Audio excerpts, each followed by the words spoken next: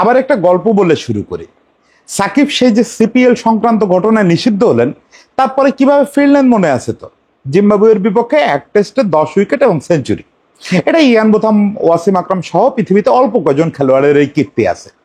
তো ওই ম্যাচটা সৌভাগ্যক্রমে কাভার করতেছিলাম এবং আমার মনে আছে লাস্ট ইনিংসে সাকিব যখন মাঠ ছাড়তেছেন, তখন মানে কি কারণে সাকিবের সঙ্গে ওই হাঁটতে হাঁটতে কথা বলতে বলতে যাচ্ছিলাম। তখন আমাদের একটা সুবিধা ছিল, এই সময় সাংবাদিকরা এই সুবিধাটা পান না। সেই জায়গায় নিজেদের খুব সৌভাগ্যবান মনে হয় যে তখন আসলে আইসিসির নিয়ম কানুন বা এইগুলার এত বাড়াবাড়ি ছিল না, সিকিউরিটির এত বাড়াবাড়ি ছিল না। এটা করোনার সময় আসলে ব্যাপারটা চিত্রটা একদম বদলে গেছে। এখন যেমন খেলোয়াড়দের ইন্টারন্যাশনাল ম্যাচের সময় পর পর, তারপরে ইমেন ফার্স্ট ক্লাস ম্যাচের পর, আর আজকাল তো দেখি এর মাঝে আমি মিরপুরে গেলাম যে ট্রেনিংয়েও কাছাকাছি যাওয়া যায় না। আমরা তো ট্রেনিং এর সময় খেলোয়াড়দের সঙ্গেই বসে থাকতাম, আমার ক্যারিয়ারের বেশিরভাগ অংশটা ফার্স্ট ক্লাস ক্রিকেট চলার অবস্থায় ড্রেসিং রুমে থাকতাম। তারপরে ইন্টারন্যাশনাল ম্যাচ শেষ হলে খেলোয়াড়দের সঙ্গে কথা বলতে বলতে হাঁটতাম, হাঁটতে হাঁটতে ইন্টারভিউ হয়ে যেত। তো যাই হোক, সেসব নিয়ে আরেকদিন গল্প করা যাবে যে আমাদের সময় সাংবাদিকতাটা আমাদের আগে তো আরো ইন্টারেস্টিং ছিল। বাবুভাই সুব্রতাদের যৌবনকালে সুব্রতা অর্জুনা রানাতঙ্গার ইন্টারভিউ নিচ্ছেন হচ্ছে ইন্টারন্যাশনাল ম্যাচে ড্রেসিং রুমের ভিতরে বসে। এখন তো ইন্টারন্যাশনাল ম্যাচে আপনি ড্রেসিং রুমের আশেপাশেও যেতে পারবেন না, আপনাকে গুলি করে দিবে, এরকম অবস্থা।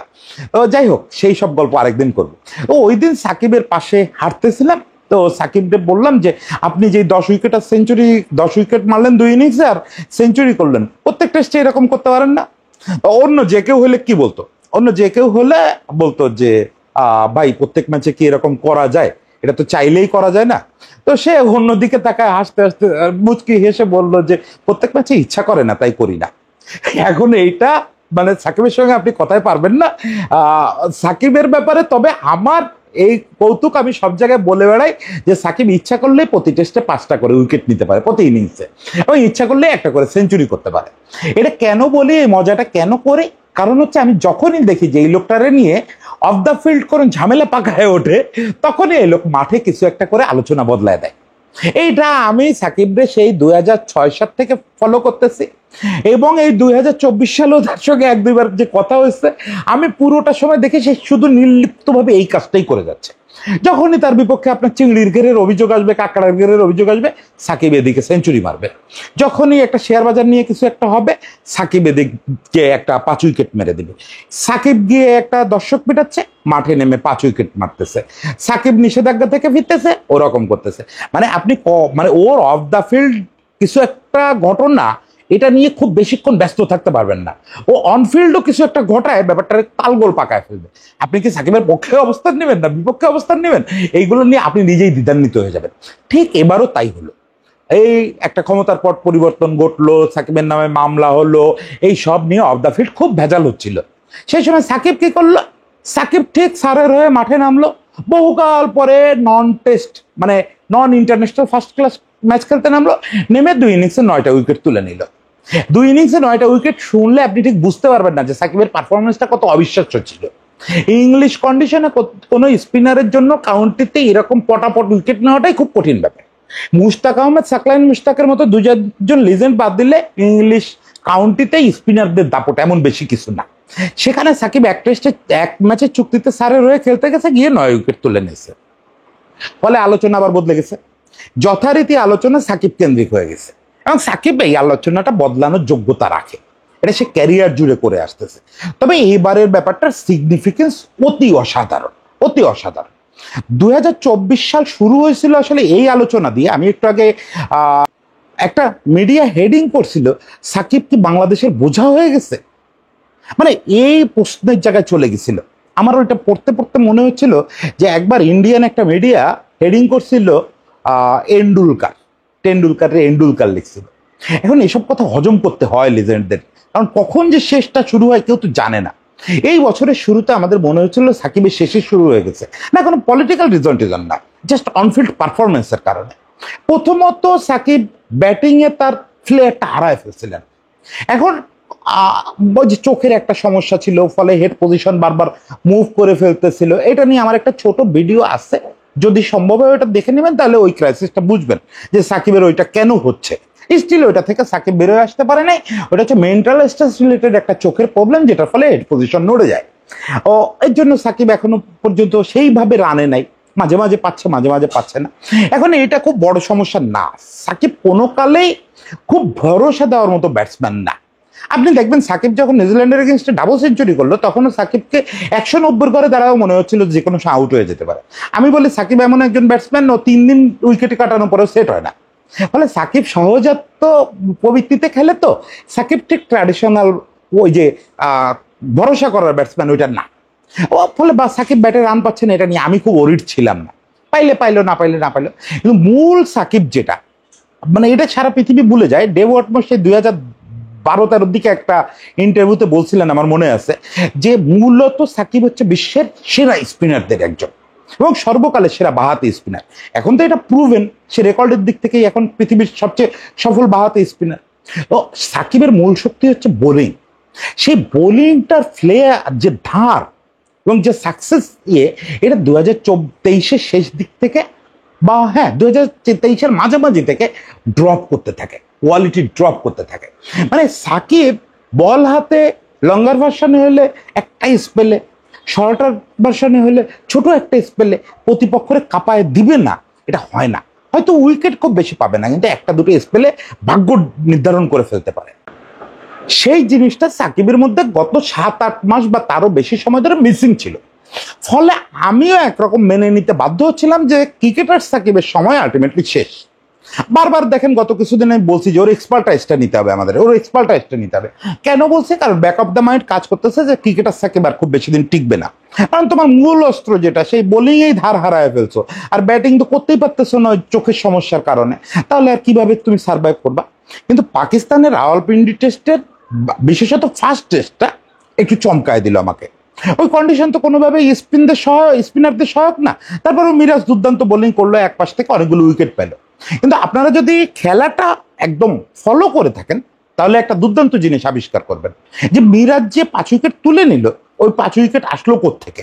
ওই 5 উইকেট আসলো হচ্ছে অন্য প্রান্তে সাকিব তার সম্ভবত স্বর্ণ যুগের মতো বল করলো। দুর্ভাগ্যক্রমে উইকেট পেলে ওদের মাত্র 3টা। উইকেটটা এখানে ম্যাটার না। লঙ্গার ভার্সনে বা শর্টার ভার্সনে কোনো ভার্সনে বোলিং সবসময় উইকেট নাম্বার দিয়ে বোঝা যায় না। সাকিব যে বোলিংটা করলো ওইটা আমার কাছে বারবার মনে হচ্ছিল যে একেবারে সেই 2010-11 সাকিব, মানে যে ডেসপারেটলি বোলিং করতেছিল, সাকসেস পাচ্ছে না, প্রত্যেকটা বলের জন্য সে প্রাণ দেওয়ার মতো চেষ্টা করতেছিল, প্রত্যেকটা বলের জন্য শাউট করতেছে, বলটা সামান্য একটু মিস হলে আফসোস করতেছে। এই যে ক্যারেক্টারটা অনেকদিন ধরে মিস ছিল, এবং সঙ্গে খুব এফেক্টিভ বোলিং, মানে খুবই দারুণ বোলিং ভেরিয়েশন। সাকিবের ভিতরে এই ভেরিয়েশন দেখি না তো 4-5 বছর। সাকিব মাঝে কন্টেইনার হয়ে গেছিল, জায়গায় সমানে বল ফেলে যেত। এখন সাকিব এই রাওয়ালপিন্ডি টেস্টেই দেখলাম দারুণ ভেরিয়েশনে বল করতেছে। ফলে সাকিবের বোলিংয়ে কিছু একটা চেঞ্জ আসছে মনে হচ্ছিল, এবং এটা আমাকে এক ধরনের আশাবাদী করতেছিল যে সাকিব হয়তো বলের ধারটা আবার ফিরে পাবে। দেখেন বয়স সাকিবের যাই হোক, এই বয়সেও কিন্তু স্পিনাররা আরো 2-3 বছর সার্ভাইভ করে যেতে পারে যদি ধার ফিরে পায়। সেটা রঙ্গনা, হেরাত, মুরালীধরন, অনিল কুম্বলে অনেকটা দিয়েই আপনারা দেখছেন যে এইটা স্পিনারদের আবার সেরা ফর্ম ফিরে পাওয়ার বয়স অনেক সময় তারা পায়, এবং সেটা আরো 2-3 বছর চলে। ফলে সাকিব সেরকম একটা ইঙ্গিত পাকিস্তানের এগেনস্টে দিল, কিন্তু ঠিক বুঝতে পারতেছিলাম না যে এটা স্থায়ী নাকি অস্থায়ী। এই সময়ে সাকিবের জন্য আশীর্বাদ হয়ে আসলো কাউন্টির ডাকটা, সারের হয়ে খেলার ডাকটা। প্রথমত আমার কাছে মনে হয়েছিল এটা সাকিবরে একটা বেজাল থেকে বাঁচাইলো। সেটা হচ্ছে দেশে তার নামে একটা হত্যা মামলা হয়েছে, হোক সেটা একটা ফাঁচুকি মামলা, কিন্তু মামলা তো আবার নানা রকম বিতর্ক টিতর্ক চলতেছে। এই অবস্থায় ক্রিকেট বোর্ডও চাচ্ছিল না, নীতি নির্ধারকরাও চাচ্ছিলেন না যে ও দেশে আসুক। দেশে আসলে একটা হ্যারাসমেন্টের শিকার তো হইতেই পারে, অ্যাটলিস্ট দুয়ো তো শুনতে পারে। তো সাকিব হয়তো ওখান থেকে আমেরিকায় চলে যেত ছুটি কাটাতে। এখন 2টা সিরিজের মাঝখানে ছুটি করতে যাওয়াটাও একটু অশোভন দেখায়। ফলে এই সময় সারে তারে কল করায় এটা ছাপে বড় হয়েছে। ক্রিকেট বোর্ড ডাইরেক্ট এনওসি দিয়ে দিচ্ছে, যা বাবা তুই সারের হয়ে খেলে আয়। ও বাচ্চে, যেহেতু সামনে ইন্ডিয়া সিরিজ, দারুণ প্র্যাকটিস হবে ইয়ের কাউন্টি খেললে, কারণ কাউন্টি খেলবে ডিউক বলে, এখানে ইন্ডিয়া গিয়ে টেস্ট খেলবে এলজি বলে। ওই যে আগের দিন বলছি ডিউক আর এলজি খুব কাছাকাছি বল। ফলে ওর জন্য দারুণ একটা সুবিধা হবে যে ও দারুণ প্র্যাকটিস, সর্বোচ্চ মানের প্র্যাকটিসের মধ্যে থাকবে। সেই প্র্যাকটিস করতে গিয়ে সে ম্যাজিকটা দেখায় দিল। 2 ইনিংসে 9টা উইকেট তুলে নিল। প্রথম ইনিংসে 4 উইকেট, পরের ইনিংসে 5 উইকেট। এখানে দুটো অস্বাভাবিক ব্যাপার আমি খেয়াল করলাম। একটা হচ্ছে সাকিব তার ক্যারিয়ারে মানে একদম সাকিব যখন কিশোর ছিল তখনও এত বোলিং করে নাই, মানে এত ওভার বল করে নাই। প্রথম ইনিংসে সম্ভবত ও প্রায় একদিনে 33 বা 32 ওভার বল করে ফেলছে। এইটা সাকিব আদৌ কোনোদিন বাংলাদেশের হয়ে করছে কিনা বা কোনো ফার্স্ট ক্লাস টিমের হয়ে করছে কিনা আমি জানি না। আমি চাইলে হয়তো রেকর্ড দেখে গুটে বের করতে পারতাম, আমার আগ্রহ তৈরি হয় না, কারণ আমার ধারণা সাকিব মোরলেস দিনে 15 থেকে 20 ওভারের মধ্যে বল করে। সেই সাকিব এখানে 30 ওভারের উপরে বল করছে। একটা 37-38 বছরের বয়স্ক মানুষ, আমাদের তুলনায় সাকিব ছোট মানুষ, কিন্তু 37-38 তো খেলোয়াড়ের হিসেবে অনেক বয়স। এই বয়সে সে একদিনে 32-33 ওভার বল করতেছে। এইটা হচ্ছে আমার কাছে সবচেয়ে বেশি অ্যাট্রাকটিভ মনে হয়েছে, যে তার মানে সাকিব পারবে। দ্বিতীয় কথা হচ্ছে সাকিবের ভেরিয়েশন এবং স্মুথ বোলিং। আমি টানা দেখি নাই, দেখেন মানে মিথ্যা কথা বলার কোনো দরকার নেই। আমি স্যারের হয়ে তার খেলা রাত জেগে দেখা আমার পক্ষে সম্ভব হয় নাই। আমি অল্প কিছু ক্লিপিংস দেখছি, তাতে আমার কাছে মনে হচ্ছে সে খুব মানে তার ক্যারিয়ারের সবচেয়ে স্মুথেস্ট অ্যাকশনে বোলিং করতেছে। মানে দেখলে মনে হয় যে একবারে ছবির মতো এসে ডেলিভারিটা দিচ্ছে। এবং ফলো থ্রুটা এটা টেকনিক্যাল লোকজন ভালো বলতে পারবেন। ফলো থ্রুটা আমার কাছে মানে মনে হচ্ছে আমূল বদলে গেছে। এই জিনিসগুলো খুব চোখে পড়লো, সঙ্গে তার ফলে যে সাকসেস পাচ্ছে সেটাও চোখে পড়লো। কিন্তু ওই যে আমি সবসময় বলি যে আমি তো এগুলো বুঝি না যে কিভাবে হচ্ছে। ফলে আমাকে যেটা করতে হয়েছে, আমার সাকিবের দুজন কোচের সঙ্গে আলাপ করতে হয়েছে। যদিও সালাউদ্দিন ভাই এবং ফাহিম ভাই সাকিবরে নিয়ে খুব বেশি কথা মিডিয়াতে বলতে চান না, তো আবার ফাহিম ভাই এখন ক্রিকেট বোর্ডের ডিরেক্টর, ফলে তার সাকিবরে নিয়ে অন্যান্য প্রসঙ্গে কথা বলা এখন অশোভন। কিন্তু আমি দুজনকেই বলছি যে আপনারা সব ভুলে যান, ভুলে গিয়ে আপনারা যে সাকিবের গুরু, সাকিব এখনো তো কোনো টেকনিক্যাল সমস্যা পড়লে আপনাদের কাছেই আছে, আপনারা সেই জায়গা থেকে একটু বলেন যে সাকিবের মধ্যে কি চেঞ্জ দেখলেন, সাকিব কি করে আবার বলে এই সাকসেসটা পেল। তো দুজনে এক বাক্যে যেটা বলছেন যে ওর অ্যাকশনটা মোর স্মুথ হয়েছে। প্রথমে সালাউদ্দিন ভাই কি বলছেন সেটা বলে, সেটা হচ্ছে যে ওর release point, body position, head position এগুলোতে কোনো চেঞ্জ হয় নাই, এগুলো আগের মতোই আছে। কিন্তু ও যেটা করছে ওর ফলো থ্রুতে একটা চেঞ্জ আনছে, যেটা উনি বিস্তারিত বলতে রাজি হন নাই। আমার ধারণা এটা টেকনিক্যালি সাকিবরে এক্সপোজ করে দিতে উনি চান নাই, কারণ সাকিবের সবকিছু যদি উনি মিডিয়াতে বলেন, আমি যদি ওনাকে কোট করে এটা বলে দেই, এটা আবার কোনো ভাবে যদি কারোর কানে পৌঁছে যায় তখন সাকিবরে রিড করা সহজ হয়ে যাবে। ফলে উনি এই জায়গাটায় সম্ভবত আমার মনে হলো যে মানে ডিসক্লোজ করতে চান নাই। উনি বলছেন যে ওর ফলো থ্রুতে একটা অসাধারণ চেঞ্জ আসছে, সেই চেঞ্জটা আপনি দেখলেও বুঝবেন যে একটা চেঞ্জ আছে, কিন্তু টেকনিক্যাল জায়গাটা আমি বলবো না। সেই চেঞ্জটার ফলে হয়েছে কি অনেক স্মুথলি বোলিং করতে পারতেছে এবং এটার ফলে ওর টানা বল করে যেতে পারতেছে। এবং আরো ইন্টারেস্টিং যেটা হচ্ছে যে এই অ্যাকশনে একটু চেঞ্জ আনায় এবং ফলশ্রুতিতে চেঞ্জ আনায় ওর যেটা হয়েছে যে অনেক দিন পরে ভেরিয়েশন করতে পারতেছে বলে। ও এটা সালাউদ্দিন ভাইয়ের কথা। ও সালাউদ্দিন ভাই আরেকটা জিনিস বলছেন যে ওর বলের ধরার ফিঙ্গার পজিশনটা সামান্য একটু চেঞ্জ হয়েছে। এই চেঞ্জের ফলে যেটা হয়েছে ডিউক বল এমনিতেই একটু স্লো বোলারদের সাপোর্ট দেয়, ফলে ডিউক বলে সে অনেকক্ষণ বল করতে পারতেছে এবং ভালো টার্ন আদায় করতে পারতেছে। এটা তার ফিঙ্গার পজিশন একটু চেঞ্জের জন্য। ওভারঅল তার কথা হচ্ছে যে এটাকে আপনি বটম লাইন বলতে পারেন যে তার অ্যাকশন তার মানে অন্যতম ক্যারিয়ারের অন্যতম স্মুথ অবস্থায় আছে, এটা সবচেয়ে সুন্দর অ্যাকশন। এবার আমরা গেলাম ফাহিম ভাইয়ের কাছে, ফাহিম ভাইকে জিজ্ঞেস করলাম। তো ফাহিম ভাই যেটা হচ্ছে, ফাহিম ভাই টেস্টে তাকে দেখছেন, এই সারের হয়ে খেলাটা দেখতে পারেন নাই, যেহেতু ফাহিম ভাইকে এখন সারাদিন বিসিবির বিভিন্ন বিষয় নিয়ে ব্যস্ত থাকতে হচ্ছে। ফাহিম ভাইয়ের পক্ষে রাত জেগে খেলা দেখা আসলেও কঠিন হয়ে পড়ছে। হয়তো ইন্টারন্যাশনাল হলে দেখতেন, কিন্তু যেহেতু কাউন্টির খেলা, আবার দেখা যাবে সামনের ম্যাচে তো সাকিব নাই, এরপরে তো দেখতেই হবে ফাহিম ভাইকে। ফাহিম ভাই তো ক্রিকেট ছেড়ে থাকতে পারবেন না বেশিক্ষণ, কিন্তু আপাতত এই ম্যাচটা মিস করছেন। তারপরেও ফাহিম ভাই ওরা পাকিস্তানে দেখছেন। আর সবচেয়ে বড় কথা, ফাহিম ভাই আর সালাউদ্দিন ভাইয়ের সঙ্গে তো সবসময় অ্যাটাচ থাকে। ওনারা যতই বলুন কি করতেছে আমি ঠিক জানি না, আমি জানি যে ওনাদের সঙ্গে অ্যাটাচ থাকে। ফলে ফাহিম ভাই বললেন যে ওর পাকিস্তানে আমার বোলিং দেখে মনে হয়েছে যে ওর অ্যাকশন খুব স্মুথ হয়েছে। অ্যাকশন আগে যে কোনো সময় হচ্ছে স্মুথ, এটা ওর পিচি বেলায় যখন দেখছি তখনকার চেয়েও স্মুথ। তার মানে সালাউদ্দিন ভাই ঠিক একই কথা বলছে যে অ্যাকশন খুব স্মুথ, এবং একই সঙ্গে ওই ফলো থ্রুতে যে একটা চেঞ্জ আসছে সেটাও বলছিলেন। তবে ফাহিম ভাই আরেকটা পয়েন্ট খুব মানে বাকি সব সালাউদ্দিন ভাই যা বলছেন মিলে গেছে, কিন্তু একটা নতুন পয়েন্ট বলছেন যে সেটা হচ্ছে বলটা ও এখন অনেক লুজ করে ধরে। আগে বলটাকে গ্রিপ করতো বেশ টাইট করে, মানে হাতের সঙ্গে আঁটো সাঁটো হয়ে যেত, বল আঙ্গুলটা চেপে ধরে রাখতো। এর ফলে কি হতো, এর ফলে অ্যাকশনেও একটু প্রভাব পড়তো, ফলো থ্রুটাও অত সুন্দর হতো না, এবং বলকে ইচ্ছা মতো ব্যবহার করা যেত না। মানে প্রত্যেকটা বলকে ভেরিয়েশন করানো, নানা রকম ভেরিয়েশন করানো, এই জিনিসটার জন্য বলে আঙ্গুল অনেক সফট করতে হয়, অনেক লুজ করে বলটা ধরতে হয়।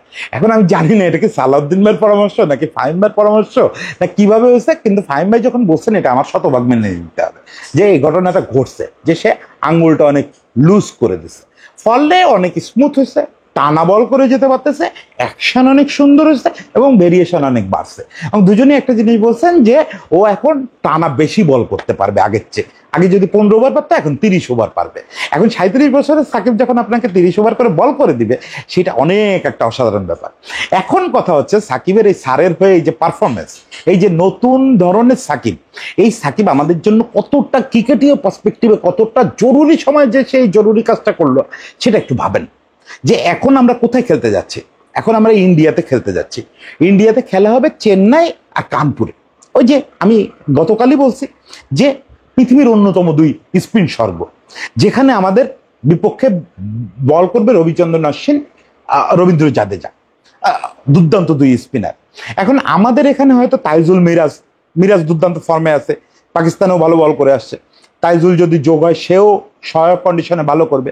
তার সঙ্গে এই সাকিব, যে কিনা দিনে 30 ওভার বল করতে পারবে এবং আগের যে কোনো সময় হচ্ছে স্মুথ বল করতে পারবে।